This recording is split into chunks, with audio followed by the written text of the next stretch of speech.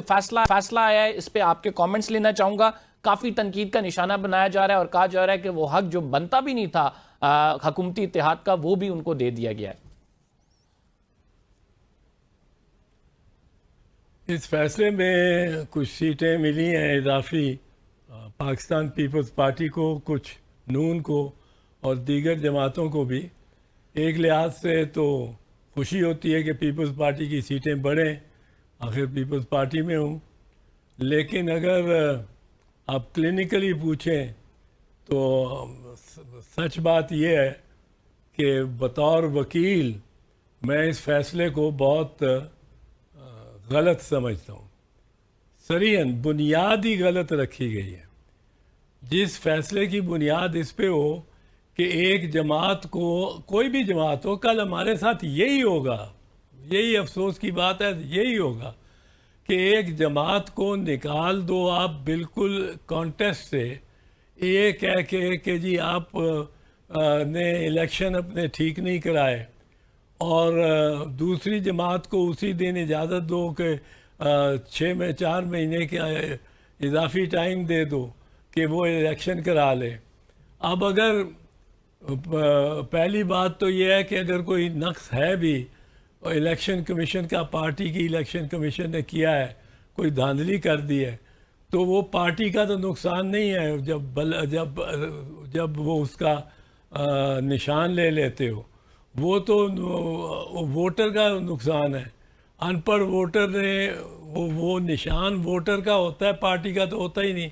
और वोटर को आपने किसी को दी कोई शो कॉज नोटिस दिया, कोई उसको बुलाया कि 2-3 करोड़ वोटर्स को, उसके बगैर आपने एक पार्टी से निशान ले लिया। फिर अब उसका निशान लेके उसको पार्टी आपने रिकग्नाइज नहीं करते।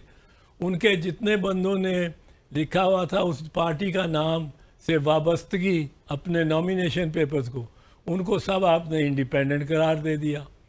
फिर इंडिपेंडेंस के बाद, इंडिपेंडेंस के साथ जो आपने की कि उनको कहा कि आप कोई पार्टी ज्वाइन करें, रजिस्टर्ड पार्टी।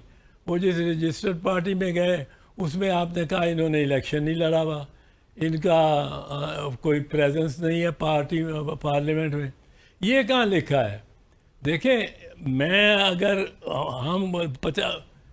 अगर हम 50 MNAs इंडिपेंडेंटली हो जाते हैं, इसलिए नहीं कि ये भी छोड़ दें कि वो PTI के टिकट थे या किसके थे, पर अगर हम मुंतखब हो जाते हैं इंडिपेंडेंट्स, तो अब हमारा हक है कि हम जिस भी पार्टी को, रजिस्टर्ड पार्टी को ज्वाइन करना चाहें, वो तो हम हक लूज़ नहीं कर सकते।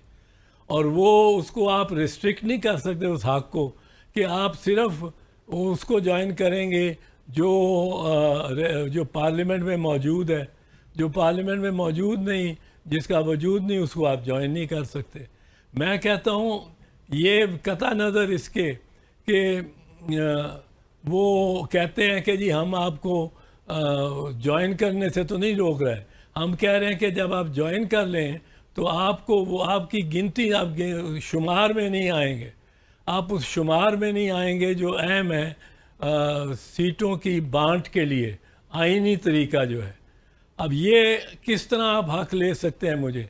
अगर उन 3 दिन में हम 50 इंडिपेंडेंट्स एक अपनी जमात बना लेते हैं और तीसरे दिन हम आपको बताते हैं कि हम रजिस्टर्ड भी हैं, हम पार्लियामेंट में इलेक्टेड भी हैं और अब हम एक जमात हैं, तो तीसरे दिन जो काउंट होगा उसकी निस्बत से हर पार्टी को बशमूल हमारे जो इंडिपेंडेंट हुए थे और अब मजदूर किसान पार्टी जिसने कोई इलेक्शन में नहीं लड़ा और कोई उसका वजूद भी नहीं है असेंबली में, वो उधर वो हम उस पार्टी में शामिल हो गए, तो वो कौन उसको रोक सकता है? मुझे ये बताएं, 1993 में सुप्रीम कोर्ट ने ये होल्ड किया था मियां नवाज शरीफ के केस में। वो मामला था कि उसको प्राइम मिनिस्टर से हटा दिया था। अब वो प्राइम मिनिस्टर न रहा जब नवाज शरीफ, तो उसने पटिशन किया कि मुझे गलत हटाया है। अब अदालत ने पूछा आप कौन से फंडामेंटल राइट के तहत आए हैं। जब तक फंडामेंटल राइट ना हो, आपका कहाँ से फंडामेंटल राइट है to be the prime minister, कि सारी उम्र आप ही प्राइम मिनिस्टर रहेंगे? ये फंडामेंटल राइट कैसा है? फंडामेंटल राइट तो है जो shared with all the people. उस पर सुप्रीम कोर्ट ने कहा कि जनाब बात ये है कि ये फंडामेंटल राइट है वोट, फंडामेंटल राइट है vote, the most fundamental right, the most fundamental. अच्छा, उसके पेनम्बरा यानी उसके इर्द गिर्द जो राइट्स हैं उससे निकलते, उनमें एक है to contest for parliament and एक है to contest for the post of prime minister. लिहाजा वो फंडामेंटल राइट था to join a party and have a vote. उसका जो पेनम्बरा में वोट था, उसके इर्द गिर्द जो उसके साथ मुंसलिक राइट था, वो था to be the prime minister as long as lawfully he can hold the office.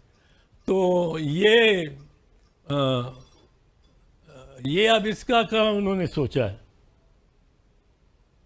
ठीक, एहतजाम क्या समझते हैं कि अब राइट नाउ जो है ये चूंकि फैसला आ गया है, इस फैसले से पहले भी जो हामिद खान साहब के साथ और जमाल मंदोखेल की आपस में तकरार हुई, फिर उसके बाद जो रिमार्क्स आए, इससे पहले भी केसेस सुप्रीम कोर्ट में तकरीबन 10 साल से कवर कर रहा हूं, लेकिन जो जजेस का रवैया है, जजेस इतने एंजाइटी में क्यों होते हैं? और जजेस की जानिब से वकीलों से इस तरह बहस की गई और उससे जो तासुर गया उस पर डिबेट हो रही है सोशल मीडिया पे, तो ये इस बेचैनी की क्या वजह है एतजाज साहब? देखें, अब हामिद खान एक बड़े सीनियर वकील हैं और वो मेरा ख्याल है मंदोखेल से कम अज़ कम 15 बाई डेफिनेशन, क्योंकि 65 साल की उम्र नहीं हुई मंदोखेल साहब की, 65 पे वो रिटायर हो जाएंगे। तो अब Hamid Khan is touching 80 if not 80। अब इस इतने और बड़े मारूफ वकील हैं हामिद खान, तो उनके साथ इस तरह की रवैया रखना बहुत नामुनासिब था, बहुत नामुनासिब था।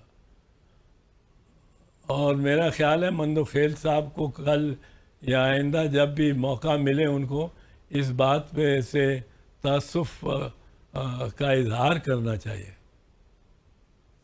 जी एतजाज साहब, राइट नाउ जो डिसीजन आया है, इसके बाद पीटीआई के लिए फ़ज़ा जो है मज़ीद तंग होती जा रही है। हम ये देख रहे हैं कि जो केपी में 35 आज़ाद अरकान है, वो भी ये कह रहे हैं कि शायद अपनी साइड बदल लें और फिर उसके बाद पीटीआई अक्सरियत भी खूब बैठेगी। राइट नाउ पीटीआई के जब दरवाजे इतने तंग हो रहे हैं, व्हाट डू यू थिंक कि इनके लिए क्या बेहतर है, क्या करना चाहिए? क्या मफाहमत कर लें इस्टेब्लिशमेंट से, या फिर ये मज़ामत की तहरीक जारी रखें, क्योंकि ये इसमें ऐसे नताइज तो फिर आएंगे? नहीं, ये तो होगा, इस तरह तो होता है इस तरह के कामों में।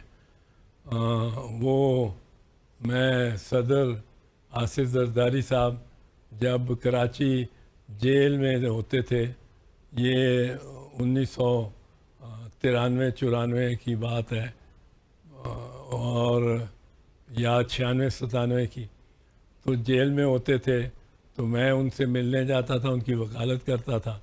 तो मैं उनसे यही कहता था, ये एक हमारे दरमियान एक तहतुल कलाम ही हो गया था कि इस तरह तो होता है इस तरह के कामों में। तो हंसते थे हम उस पर। अब इस पे ये वक्त गुजर जाएगा, वक्त गुजर जाता है। ये उन पे पीटीआई पे सख्त वक्त आया हुआ है, पर उनको अगर वो घबराएं ना और ओवर एम्बिशियस हो के आउटरीच करके ऐसे काम ना करने की कोशिश करें जो कि शायद मुमकिन नहीं है इस वक्त। उनके वर्कर को डी चौक पे पहुंचना हर वक्त का